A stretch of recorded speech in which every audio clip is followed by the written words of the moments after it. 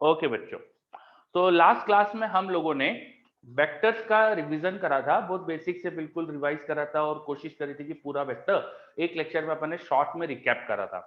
उसके बाद मैंने आपको कहा था कि आप वेक्टर्स के मॉड्यूल के क्वेश्चंस कर लीजिए और आपको जो भी क्वेश्चंस मिले आप एक्सरसाइज वगैरह जहां पर भी आपको किसी बुक के क्वेश्चन तो वो करिए और जो भी डाउट हो वो लेके आइएगा, है ना। तो अपना कल पिछली क्लास में वेक्टर्स का रिवीजन हुआ था।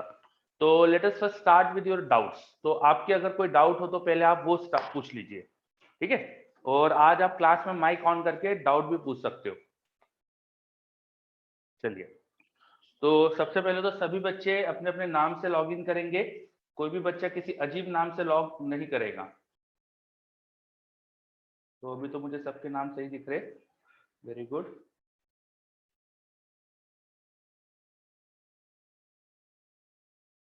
ओके, फिर हम आज अगर वेक्टर आपका क्लियर है तो फिर हम आगे आज काइनेमेटिक्स सोच रहे स्टार्ट करने का, वेक्टर काइनेमेटिक्स एनएलएम, ये 3 टॉपिक हमको रिवाइज करना थे। तो वेक्टर में अगर कुछ भी डाउट नहीं है किसी को भी तो आप चेक कर लीजिए पहले तो अच्छे से। कोई डाउट आपको वेक्टर्स में?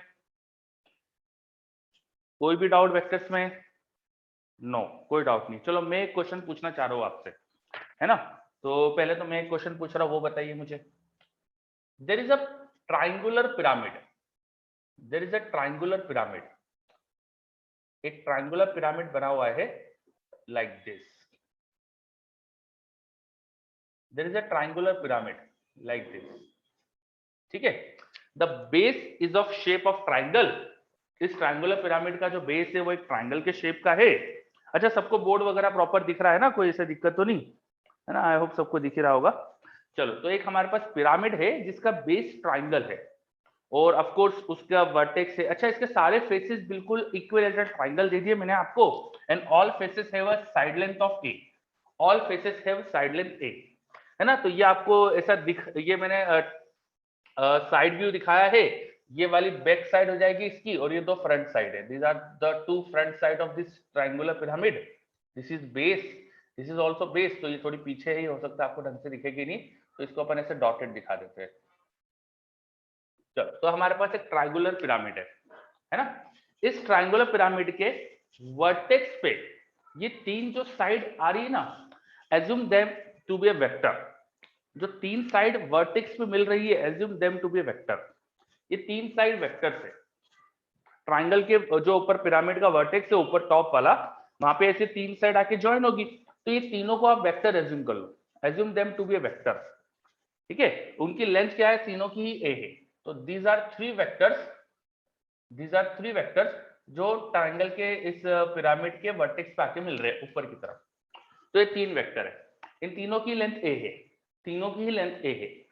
Find the resultant of this 3 vector, find resultant of this 3 vector. इन तीनों वेक्टर का रिजल्टेंट फाइंड करिए। इस डायग्राम को मैं थोड़ा सा और समझने लायक बनाने की कोशिश करता हूँ, थोड़ा सा और बड़ा और अच्छे से समझ में ऐसा बनाता हूँ।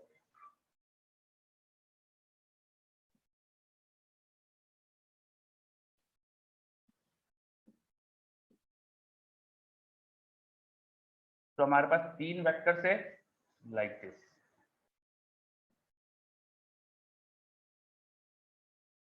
ठीक है।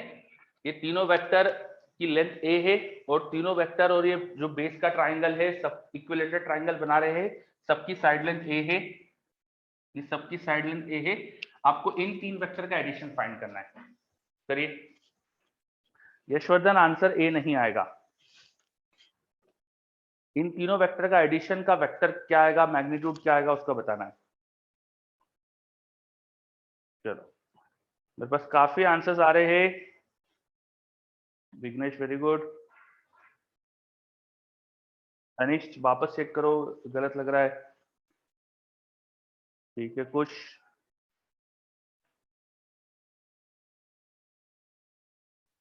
Kartik, what is this?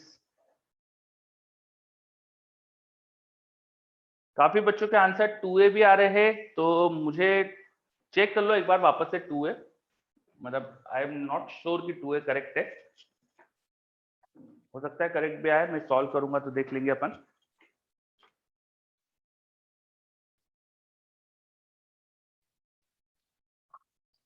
In 3 vector का एडिशन निकालना था, तो पहले तो कोई बता सकता है कि कैसे करना चाहिए, क्या करना चाहिए, कैसे करें? एनीवन? एनीवन? कैसे करें? आप माइक ऑन करके भी बोल सकते हैं। सर हाँ बोलिए। सर उन तीनों का वर्टिकल के साथ 30 डिग्री एंगल है। अच्छा, तीनों का वर्टिकल के साथ 30 डिग्री एंगल है, ऐसा आपको लग रहा है, ठीक है, फिर क्या करेंगे? सर उनको एक्सटेंड करके हाँ। उनके कंपोनेंट्स ले लेंगे। चलो ठीक है, कंपोनेंट लेके ऐड करना, ये लॉजिक समझ में आया मुझे। इनका जो भी वर्टिकल से एंगल है, इनका जो भी वर्टिकल डायरेक्शन से एंगल है, तीनों का सिमेट्री से सेम ही होगा। Late assume that angle is theta, late assume that angle is theta. Okay, तो यहाँ पर भी वर्टिकल से तीनों का एंगल थीटा ही होगा। इन तीनों वेक्टर का वर्टिकल कंपोनेंट जो होगा वो आइडेंटिकल आएगा, उन्हें हम ऐड कर देंगे because that will be in vertical direction. और जो हॉरिजॉन्टल कंपोनेंट आएंगे ना वो कैंसिल आउट हो जाएंगे, क्योंकि हॉरिजॉन्टल कंपोनेंट इनके ऐसे along the three sides of like this बनेगा। वो हॉरिजॉन्टल जो अपने कंपोनेंट होंगे वो 120 डिग्री के एंगल पे इस तरह से अरेंज होंगे, 120 डिग्री के एंगल पे, तो उनका रिजल्टेंट 0 आने वाला है सिमेट्री से। तो डेफिनेटली सिमेट्री से समझ में आ रहा है कि वर्टिकल नेट में कंपोनेंट वर्टिकल आने वाला है, तो तीनों का वर्टिकल कंपोनेंट लेके ऐड कर सकते हैं। नाउ ये एंगल कितना होगा ये सोचना है हमको, ये 30 डिग्री होगा कि नहीं ये निकालना पड़ेगा। तो ये हमें पता नहीं कितना है, इसे निकालने के लिए अपन एक लॉजिक देखते हैं। जो हमारा बेस का ट्राइंगल है वो भी इक्विलेटरल ट्राइंगल है, तो ये लेंथ हमारी हो जाएगी, ये एंगल हमारे पास हो जाएगा 30 डिग्री का। यहां से अगर मैं परपेंडिकुलर ड्रॉप करूंगा साइड पे ट्राइंगल के सेंटर से, तो ये इसे बाइसेक्ट करेगा, this length will be a/2। If this is a/2, तो ये जो बीच की लेंथ है सपोज r थी, तो r cos 30 is a/2, r cos 30 is a/2, cos 30 is √3/2, तो ये हमारे पास a/√3 आने वाला है r, cos 30 is √3/2, so a/√3 आने वाला है, तो this length is a/√3। Okay, now what is this length? This is also a। ये एंगल अगर थीटा है तो देखो थीटा के सामने की साइड हो रही है r, और थीटा के अलोंग ये जो हाइपोटेनस, जैसे ये तो परपेंडिकुलर है, तो थीटा के साथ वाली साइड है हाइपोटेनस, तो साइन थीटा हमको समझ में आ रहा है r/a होना चाहिए। साइन थीटा हमें समझ में आ रहा है r/a होना चाहिए। This length is r, this length is a, so sin theta will be r/a। ठीक है, sin theta is r/a, r की वैल्यू a/√3 पुट कर दो, तो दिस इज 1/√3। तो हमें इस एंगल का साइन मिल गया, इस एंगल का साइन मिल गया, मुझे इसका कॉस चाहिए, तो कॉस थीटा निकाल सकते हैं अगर साइन थीटा पता हो तो। Sine theta is perpendicular upon hypotenuse, cos theta हो जाएगा base upon hypotenuse, hypotenuse is √3, और बेस कैसे निकाले, वो जाएगा root over hypotenuse square 3 minus perpendicular square, तो आ जाएगा ये हमारे पास √2/√3, cos थीटा आ गया। नाउ इस वेक्टर का वर्टिकल कंपोनेंट हो जाएगा a cos थीटा, ऐसे तीनों का a cos थीटा, नेट में हो जाएगा 3a cos theta, vertical direction में 3 टाइम्स a cos थीटा, और cos थीटा ये √2/√3 था, तो आंसर हो गया 3√2/√3 a, और cos थीटा की वैल्यू डाल दी अपन ने, ये √3 को चाहो तो यहाँ मल्टीप्लाई कर लो, तो आ जाएगा √6a। मुझे ऐसा लग रहा है करेक्ट आंसर √6 है। बताओ कुछ आपको डाउट लग रहा है क्या, मैंने जो करा उसमें कोई गलती लग रही है क्या? चलो सर्वेश का सही आया, तो हम गलत लग रहा है, कहाँ गलत लग रहा है? तो हम कोई डाउट किसी भी जगह पर?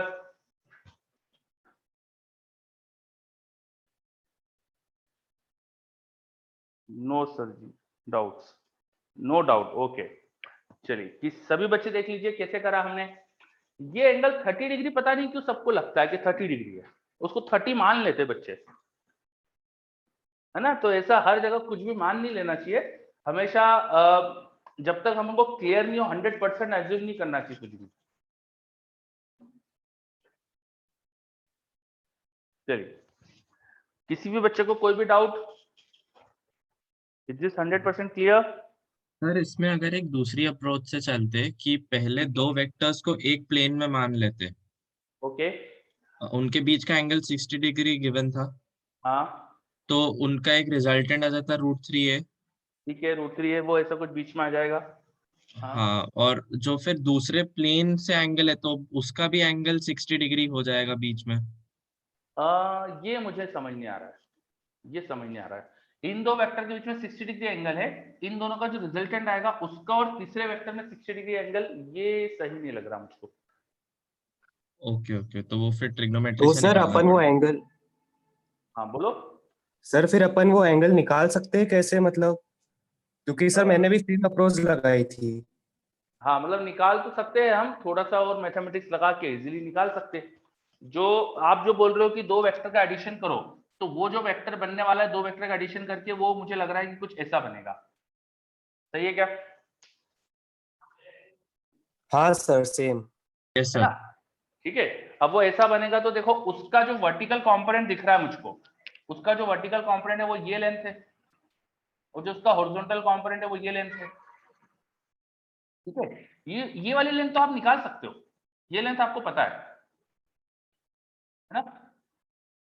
ये लेंथ आपको पता है, हाँ सर। और इसकी खुद की लेंथ आपको पता है, इस √3 रेक्टेंगुलर में आएगी वेक्टर उसकी की लेंथ लेंथ। पता है ना?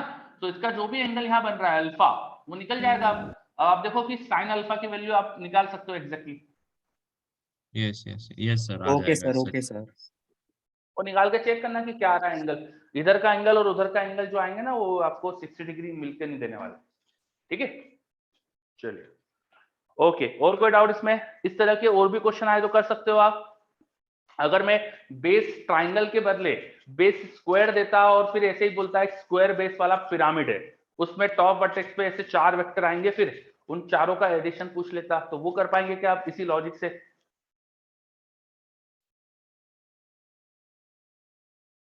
है ना? आप बेस में हेक्सागोन बन जाए, जो भी बन जाए, आप ऐसे ही करके कर सकते हो।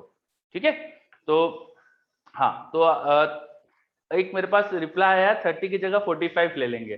नहीं बेटा, उसमें भी बेसिक से करना है, ऐसा 45 वगैरह मानना मत, या आप सोच रहे हो कि ये 45 डिग्री हो जाएगा तो ऐसा मत मान लेना। ठीक है, कोई भी बच्चा ये इस क्वेश्चन को देख के समझो कि हमको ये एंगल निकालना पड़ेगा, ये एंगल हमें नोन नहीं है। तो जो भी क्वेश्चन आएगा, हेक्सागोन बेस का पिरामिड बना दो, पेंटागन बेस का पिरामिड बना दो, है ना? आप ट्राई करके देखना। ठीक है, निकालना उनके अंदर क्या आएगा रिजल्टेंट ऑफ द वेक्टर्स। ठीक है, चलिए। तो एक थोड़ा सा वेक्टर का एक क्वेश्चन अपन ने रिवाइज करा। ये मैंने जो क्वेश्चन कराया ना आपको, ये एक्चुअली आपको यूज होता है। आपको अभी इलेक्ट्रोस्टैटिक्स पढ़ेंगे तो वहां ऐसे क्वेश्चन बनते हैं। वहां बोल देंगे कि ना 4 चार्जेस है, 4 पॉइंट चार्जेस है, वो एक है ना पिरामिड के वर्टाइसेस पे अरेंज है, और किसी एक वर्टाइस पे बाकी की वजह से फोर्स निकालने का पूछ लेंगे। तो जैसा आपने ग्रेविटेशन में करा होगा ना, G m1 m2/r² फोर्स होता है दो मासेस के बीच में, वैसे चार्जेस के बीच में होता है K q1 q2/r², और वो फोर्स भी उनको लाइन जो ज्वाइन करती है उसके अलोंग आता है, लाइक दिस। तो वहां पे इस तरह के फोर्सेस का एडिशन हमें निकालना पड़ जाता है कई बार। ठीक है, चलो। और माधव महेश्वरी, आप जो भी बोल रहे हैं कुशाग्र, उन्हें बोलिए कि प्रॉपरली लॉग इन करिए। ठीक है, जूम में जस्ट लॉग इन करना पड़ेगा तो होगा।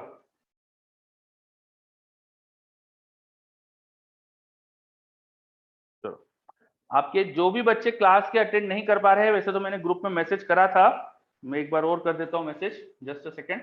रिकैप का क्वेश्चन देखा हमने, अब आगे बढ़ते हैं। आज हमको काइनेमेटिक्स का रिकैप करना था।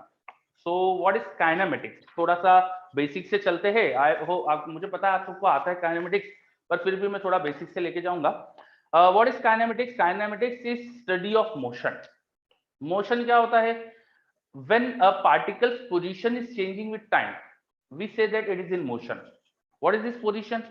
पोजीशन क्या होता है? हम किसी भी पार्टिकल की पोजीशन को उसके आसपास की चीजों के रिस्पेक्ट में देखते हैं। फॉर एग्जाम्पल, आप अगर मुझे देख रहे हैं या इस बोर्ड को देख रहे हैं, तो आप मेरा मोशन देखेंगे तो आपके मोबाइल या लैपटॉप जिस पे भी देख रहे हो उसकी स्क्रीन के रिस्पेक्ट में देख सकते हो। Suppose I am moving from here to here, तो आपको लगेगा कि मेरा स्क्रीन में जो पोजीशन है वो चेंज हो रही है। जब मैं किसी रूम में बैठा हूं या आप किसी रूम में हो, उस रूम में कोई चीज मूव कर रही है, तो उसकी पोजीशन आपके रूम के रिस्पेक्ट में चेंज होती है। हम हमेशा ना किसी चीज के रिस्पेक्ट में देखते हैं position. In physics we use coordinate system to specify position. हम कोऑर्डिनेट सिस्टम यूज करके पोजीशन स्पेसिफाई करते हैं। We assume that our coordinate system is at rest. हम हमेशा मान लेते हैं जिस कोऑर्डिनेट